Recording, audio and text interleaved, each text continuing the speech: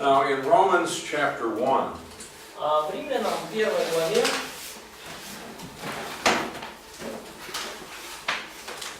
in verse 18, в стихе 18, says that the wrath of God is revealed from heaven. сказано, что открывается гнев Божий с неба. And it's revealed against all ungodliness and unrighteousness of men, На всякое нечестие и неправду людей, who are suppressing the truth and unrighteousness. подавляющих истину неправдою. So something is revealed from heaven. То есть нечто открыто с небес. And what is that? И что это? Нечто открывается с небес. Что это такое? Сила и божество. The power and deity. In this verse. В этом стихе, в 18 стихе, что открывается с небес? Суд Божий. Judgment of God. Is that what you have, judgment suit? No. Гнев. Wrath. Yeah, the wrath of God. Okay, what is this wrath? А что это за гнев?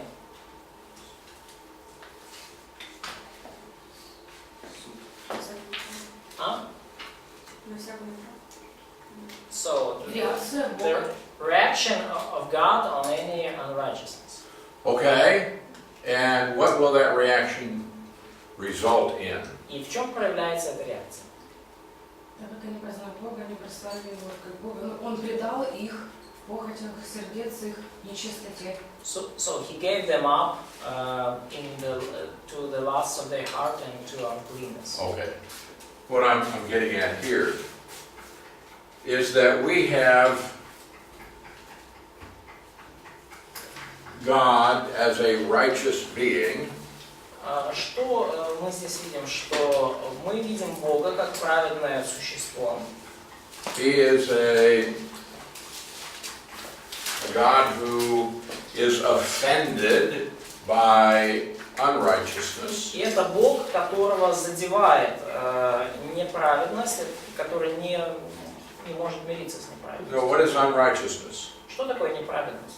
Well, it's anything that comes short of God's standard of perfection. Неправедность — это все, что не попадает в божественный стандарт совершенства. In the area of morality, Ну, это в области морали и аморальности. whether it be thought or action. Это может быть действие или мысль. And there is punishment, И есть наказание. because righteousness demands conformity to that standard, Потому что праведность требует соответствия этому стандарту. and justice demands that there be a penalty when righteousness has been offended. И справедливость требует наказания, если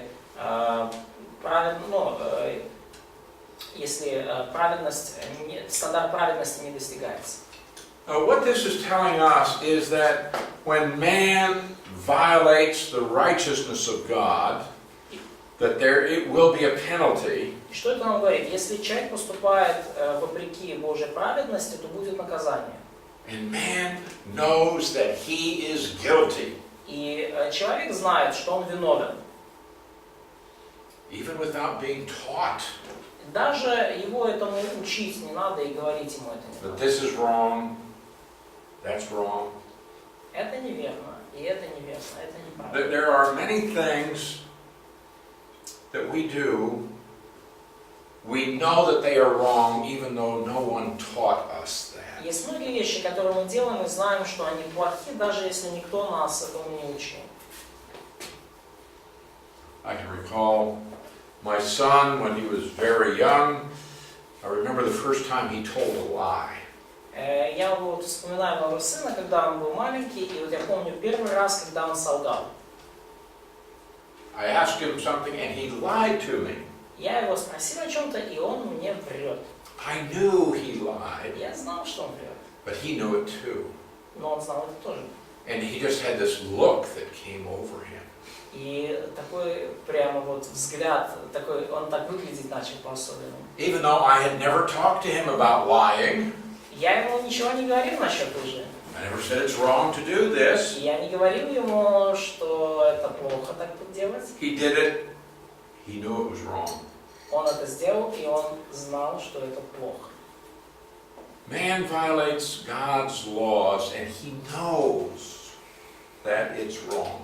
Человек нарушает заповеди, законы Божьи, и он знает, что это плохо. Now, we find further that man comes to understand about this God who exists. И мы видим дальше, что человек приходит к пониманию Бога и того, что Он существует. In verse 19, what may be known of God is evident in them because God has shown it to them. 19 стих. «Ибо что можно знать о Боге явно для них, потому что Бог явил им». Okay, this says that there are things that man can know about God because God is the one who has revealed it. И сказано здесь, что есть вещи, которые человек может знать о Боге, потому что Бог их открыл, явил. This is apart from Bible teaching. И это даже не связано с проповедью Библии. This is apart from a church. Это не связано с церковью. So this is for people in any culture, anywhere in the world. Это открыто людям в любой культуре и в любой точке земли. Doesn't matter if you're a Muslim, an atheist, a Buddhist, doesn't matter. Неважно, мусульманин вы, атеист, буддист, никакого значения не имеет. God reveals himself to the human race Бог открыл себя человечеству, so that man becomes aware of some of God's attributes. и таким образом человек, он познает и некоторые божественные атрибуты. So man knows that God exists, То есть человек знает, что Бог существует. and he knows that God is a God of righteousness who has standards, И он знает, что Бог это Бог праведности, у которого есть стандарты. and that he is subject to the wrath of God. Также человек знает, что он является субъектом Божьего гнева, что гнев Божий направлен на него. God reveals these aspects of his character to man. Бог открывает эти аспекты своего характера человеку. So in verse 20, И в стихе 20 since the creation of the world, от создания мира, it's talking about throughout all of human history, то есть через всю человеческую историю, his invisible attributes are clearly seen. невидимые его, через рассматривая творение, видимые. You can't see righteousness and justice. Вы не можете видеть праведность и справедливость. You can't see eternity. Вы не можете видеть вечность. You can't see these things. Вы не можете эти вещи видеть. But it says they are clearly seen. That is, you can understand them. Но сказано, что они видимы, то есть вы можете их понять. He said they are understood by the things that are made. То есть они видимы через рассматривание творений. So I look at the universe around me and I understand things about God. То есть я смотрю на Вселенную вокруг меня, и я понимаю определенные вещи о Боге. Now in this verse he talks about three things. И в этом стихе он говорит о трех вещах. His eternal power and Godhead. О его вечной силе и о его божестве. Okay, first we have eternity. Во-первых, у нас есть вечность. God has always existed. Бог всегда существовал. There never was a time when he didn't exist. Не было никогда времени, He did когда not Бог come into being. не существовал. Он не просто взял и появился. God can't create himself. Бог не может создать сам себя. All right, what's the second thing in this verse, Katya? Следующее, что мы видим в этом стихе? Сила, His power. His power, all right. Хорошо. Создатель. All right, we have something about God is eternal.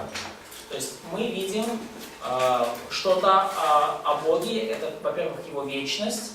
So it talks here about his power. И здесь также говорится о его силе. It's eternal. И она вечна. It existed before time. И она существовала до начала времен. It existed before creation. И она существовала до сотворения. And as I look at the universe, I realize that it must have been created. И когда я смотрю на Вселенную, я понимаю, что она должна была быть сотворена. And what kind of power would it take to create such a universe? И какая же сила, какого же рода сила нужна, чтобы создать такую Вселенную? So when I consider the heavens, И когда я смотрю на небеса, and David said the heavens are the work of God's fingers. И Давид говорил, что Вселенная — это дело рук Божьих, пальцев Божьих. Not hard, just the work of his fingers. Не очень трудная работа, просто вот он пальцами ее сделал. I think then about the omnipotence of this creator. И я размышляю тогда о всемогуществе такого Творца. And then it says that we become aware of his Godhead or his divinity, his deity. И третье, что сказано, это то, что мы видим его божество, его божественную природу, сверхъестественную природу. The idea here is that God is transcendent. Идея здесь в том, что Бог трансцендентен. Transcendent means that God is separate from his creation. He is above the creation. He is greater than the creation. Трансцендентно означает, что Бог отделен от своего творения, что Он над своим творением, что Он более величественен. He is not a part of the creation. Он не является частью своего творения. And we must always keep in mind that there is a distinction between the Creator and the creation. И нам всегда нужно понимать, держать в уме, что есть разница между Создателем и Творцом и творением. He's not in the creation. Он не в творении, не является его частью. There's pantheism, says God is all is God. Это пантеисты говорят, что все есть Бог, и Бог есть все. Or panentheism, Или панантеизм. God is in everything. Бог во всем. Or that the universe is like the body of God. Или что Вселенная — это тело Бога. No. Нет. There is a creator God, and he is separate from the creation. Есть Бог, Творец, и Он отделен от своего творения. And if he wanted to, he could just smash his creation. И если Он захочет, Он может просто свое творение уничтожить. So man understands about this God. И люди, они имеют понимание, что, то есть они знают о таком Боге. Now, in unrighteousness, man may suppress this truth. И в своей неправедности человек может подавлять эту истину. That's verse 18. И это то, о чем говорит стих 18. And you remember we talked about suppression? Помните, мы говорили о подавлении. I know it was last September, but Я помню, что это был прошлый сентябрь, но what does it mean in verse 18 when it talks about suppressing the truth? что, о чем говорится в 18 стихе, вот в этих словах, что подавляют истину неправдой? То, что они знают истину, но они намеренно ее как бы отвергают. They know the truth, but intentionally they intentionally reject it. Okay? Yeah, the idea of suppression, Идея вот этого it подавления, does mean to push something down. это не значит, что что-то вниз Это просто прижимать к земле, Yeah. They know the truth, но они знают истину, but they don't want to acknowledge the truth. но они не хотят ее признавать. So you may talk to people today who say, oh, I'm an atheist. Вы можете поговорить с людьми сегодня, и они вам скажут, я же атеист. No, they're not. Нет, вы не атеист. They say they are, Они говорят, что они атеисты, but they know that there is a God. но они знают, что Бог есть. And they suppress the truth in unrighteousness И они подавляют истину неправду. because the God who has revealed himself is going to require something of them. Потому что Бог, который явил себя, у него есть определенные требования. Because he is a God of righteousness and justice. Потому что этот Бог, это Бог праведности и справедливости. And because they are suppressing the truth, they are subject to the wrath of God. И поскольку они подавляют истину неправды, то они являются объектами Божьего гнева. And that's a truth that's revealed from heaven. И это вот та истина, которая открывается с неба. Okay, so God reveals himself to the human race. То есть Бог явил себя человечеству.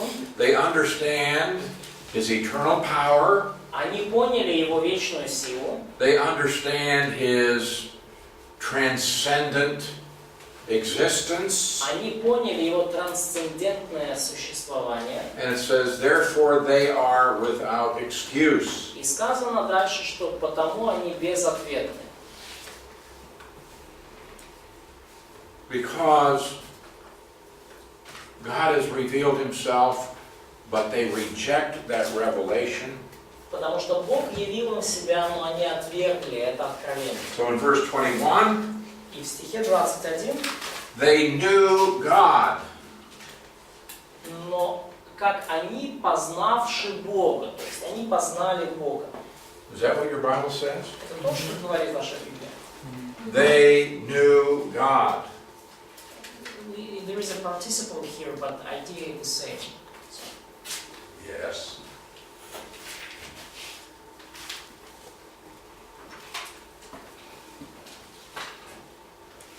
We have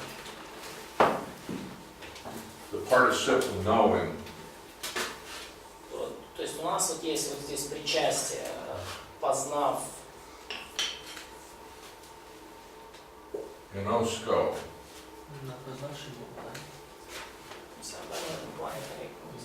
Gnosko, aorist, active participle. То есть геноска это причастие, время арист, Participle.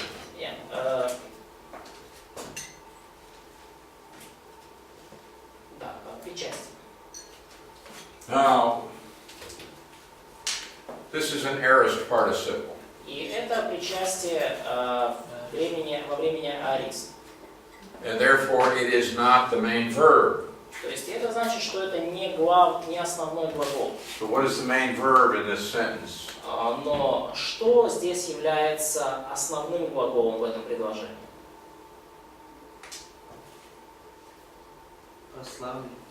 They did not glorify him Не прославили его. Не возблагодарили. or Not gave thanks to him. or give thanks. Или, да, не возблагодарили. All right, rule of Greek grammar. Правило греческой грамматики.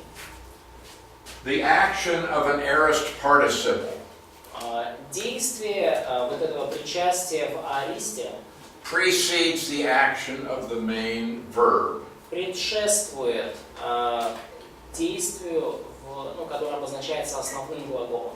Or sometimes it's coterminous. Takes place at the same time. Или иногда это может происходить одновременно. But most frequently, the action of the aorist participle precedes the action of the main verb. Но чаще всего действие, обозначаемое причастием в аристе, оно предшествует действию, которое обозначается основным глаголом. So, in this instance, we could translate this having known God.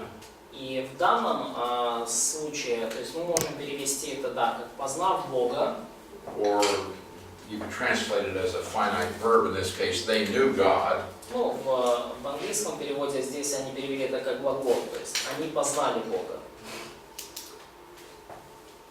And they knew by experience. И они познали через свой опыт, на своем опыте. Means to understand, to comprehend. То есть они это поняли, они осознали это. They knew this before. И они знали это раньше. And this comes before the fact that they didn't glorify God or thank Him.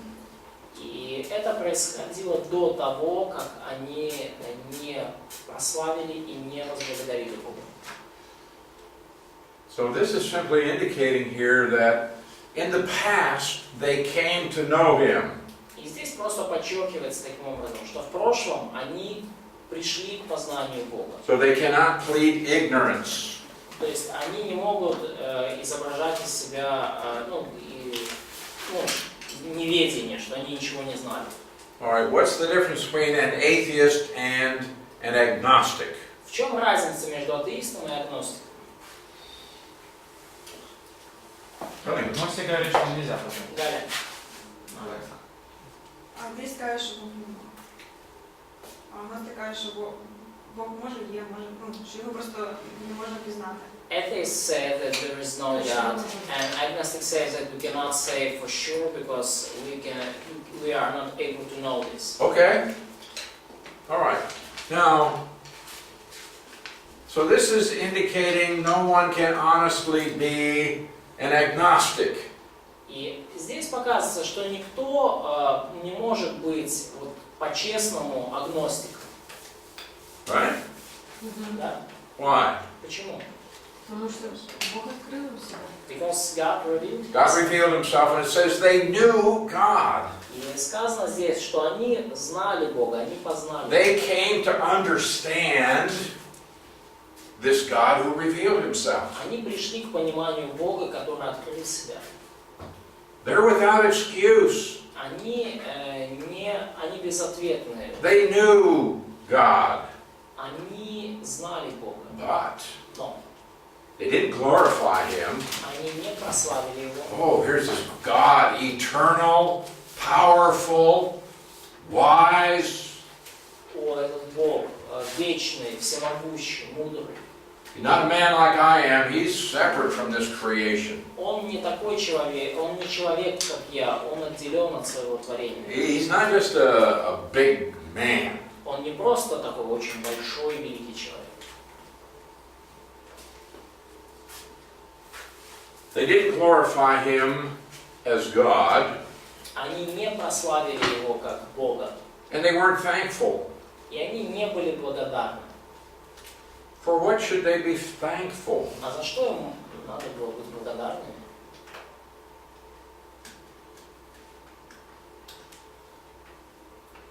They should be thankful for this revelation.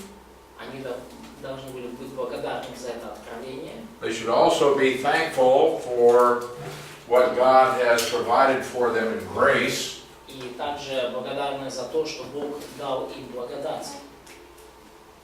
Thank Him for their very existence. Благодарить Его за само свое существование. But in this context, it's talking about God's revelation, that they're not grateful for that. Но в контексте здесь говорится о божественном откровении, и они за это откровение не очень-то и благодарны. But it says that they became something. Но здесь дальше сказано, что они стали, они кем-то стали, что-то с ними случилось. And what did they become? И какими они стали? Бессмысленно. Безумно. So they became fools, and their foolish hearts were darkened. Okay, they became fools, Oh no, I'm sorry. I'm just they became futile. futile. Futile. Начали поклоняться животным. Yeah,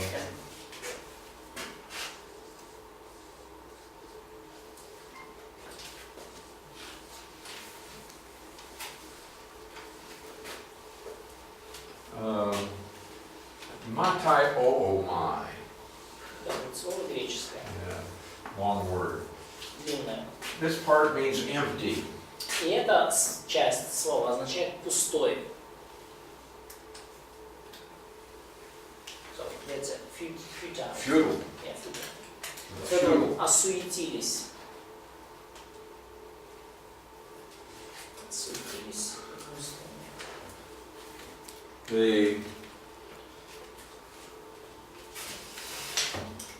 They had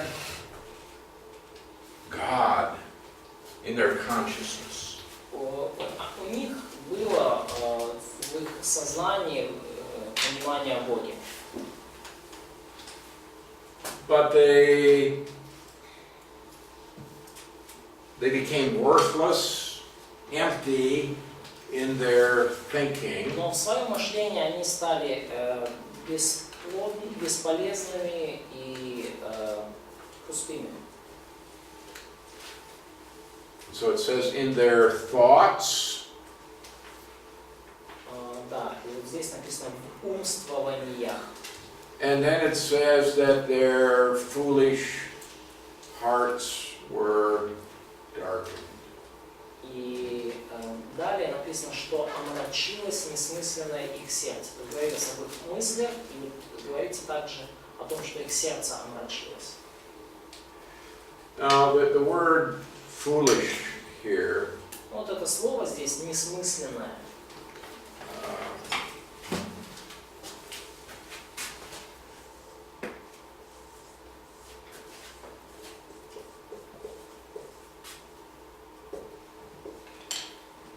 Sunitas. Now, the Асунатас и ну вы знаете, да? it's called an alpha privative. Это частица альфа, которая обозначает отрицание. Which negates this. То есть она отрицает все то, что идет дальше. Many Greek words are negated by putting this alpha at the beginning. И многие греческие слова таким образом создаются антонимы им просто через добавление этой приставки «а» в начале. Right? So you can have something like philos, То есть вы можете, у вас может быть слово, например, love. «филос», If «любовь». you put the alpha in front of it, it means unloving. А если добавить альфа перед ней, то афилос это уже Or не любовь. Or we find a word like God, Или можно theos, слово теос взять. and you put the A in front of it, and you have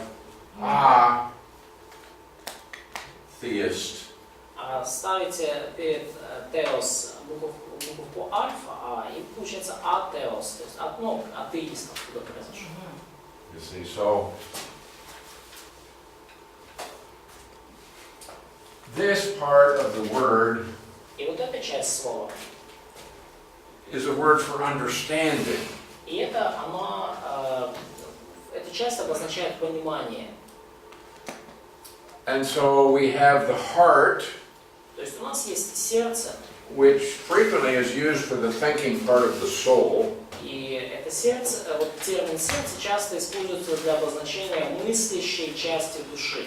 And now it says that the heart has become senseless. И сказано, что это слово, это сердце стало несмысленным, It's become foolish, непонимающим, глупым, without understanding.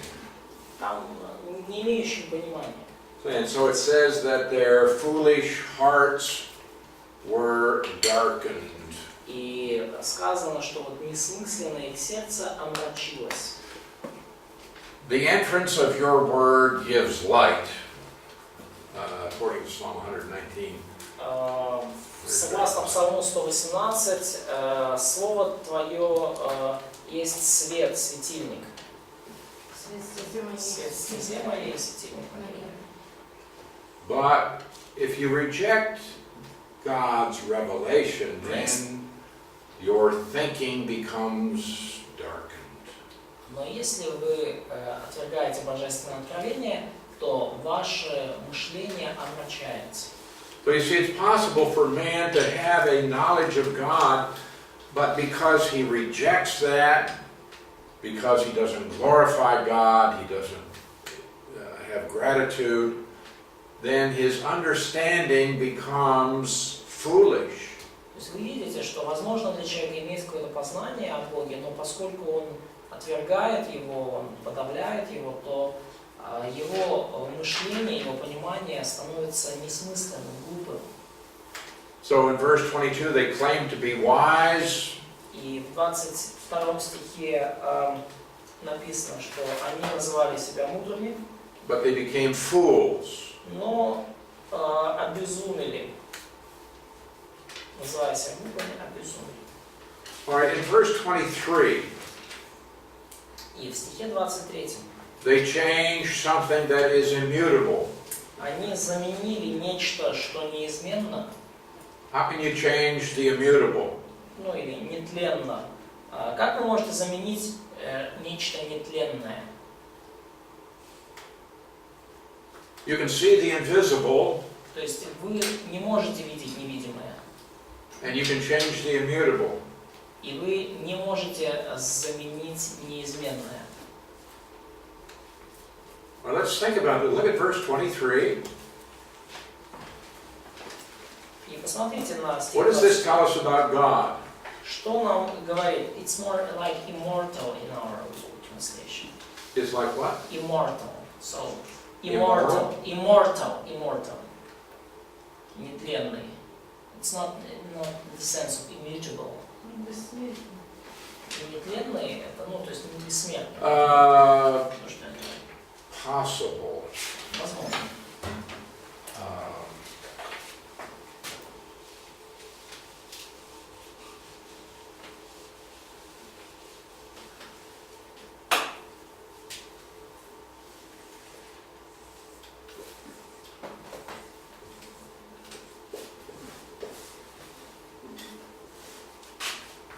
Authortos. For Authortos.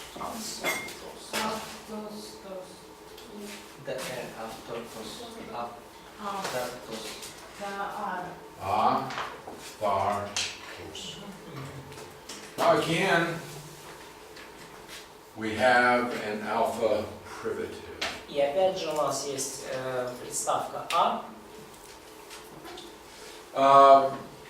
We find this also in 1 Corinthians 15, И мы это также видим вот в 15 главе 52, 53. Коринфянам, когда в стихах 52-53, ибо тленному всему надлежит облечься в нетленное, ну и так далее. Okay, you have a fish. У вас есть рыба, It dies. и она умирает. And after a couple of days, it smells very bad. И после того, как она вот уже умерла, то она через несколько дней пахнет не очень хорошо. Right? Да? Take a piece of meat, not cooked, you put it on the table, what happens to it? Да, возьмите кусок мяса, не приготавливая его, оставьте на кухне. Что с ним станет? It will just rotten. Yeah, it will spoil, it will get rotten. Да, то есть оно сгниет, разложится. And that's the idea of the word. И вот это та идея, которая передается данному слову. But this has the alpha privative. Да, и поскольку есть вот эта частичка приставка You can tell it's an alpha, they know it's an alpha. приставка альфа, да. Now, this is saying God is not corruptible. То говорится именно о том, что Бог не подвержен тлению и разложению. He cannot be ruined. Его невозможно разрушить. So this, in one sense, is a statement of his immutability. И с одной стороны, это заявление о его неизменности. So it could be immortal in the sense that it will never spoil. И это также может быть и говорить о его бессмертности, в том плане, что он никогда не, он не подвержен трению и разложению.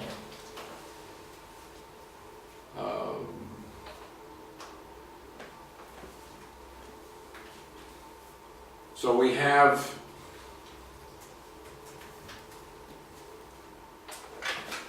this incorruptible God, И вот у нас есть такой нетленный Бог. and they have changed His glory. И они заменили его славу. Now, can you change the glory of God? Но можете ли вы заменить Божью славу? Can you ruin His glory? Можете ли вы разрушить его славу? No, Нет. it's unchangeable. Она неизменна. It's eternal. И она вечна. But in your thinking, Но в своем мышлении you can change it. вы можете ее изменить. In your actions, you can do things that would blaspheme this God. И вы можете совершать дела, которые будут хулить и будут являться богохульством по отношению к Богу. So that's actually what they do in their thoughts and in their actions. И это вот именно то, что они делали в своем мышлении и то, что они совершали как поступки. But what do we see about the character of God here? Но что мы здесь видим о характере Бога? He is incorruptible. Он нетленный, он не повреждаем. He cannot be lessened, made less in any way. Его невозможно сделать меньше никоим образом. He can't be ruined in any way. Его невозможно разрушить никоим образом. Now this says that they changed His glory. И сказано здесь, что они изменили его славу. Or perhaps to exchange. Ну, или заменили ее, обменяли ее. And they do this by making idols. И они сделали это, они вот совершили эту замену, создав идолов. Now you have obras. Yeah? Да, вот у нас здесь слово образ. Very interesting, this Greek word. И оно слово греческое очень интересное.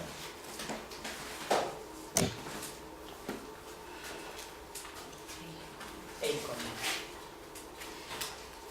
Икон. Uh-huh. It's an icon. Да, вот именно так оно звучит.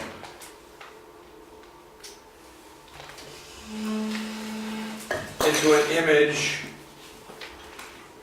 И они изменили славу Бога в образ, That's made like corruptible man. подобный тленному человеку. Okay, now when it says corruptible man, what is your word? Тленный. What does that mean? It means something that can just, as your meat in the kitchen, Okay. just run and slide. Guess what that word is in the Greek?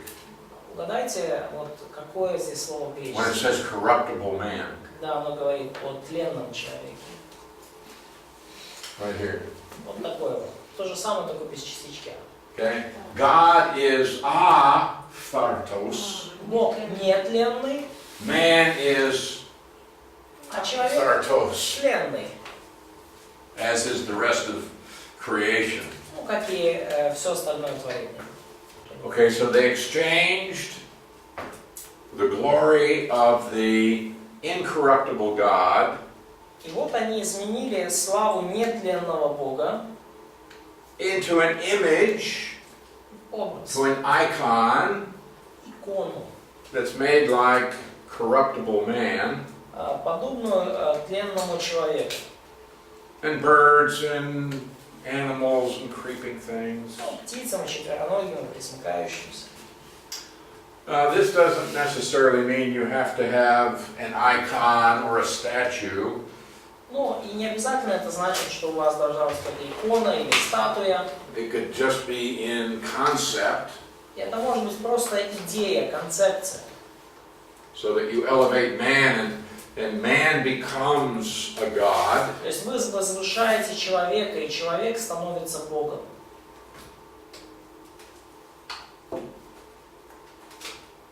So the consequence is God gives them up. И последствия этого то, что Бог их предал. God says, you want to do that? Okay, go ahead. Бог сказал, хотите это делать? Вперед. And that in itself becomes a judgment from God. И это само по себе стало осуждением от Бога.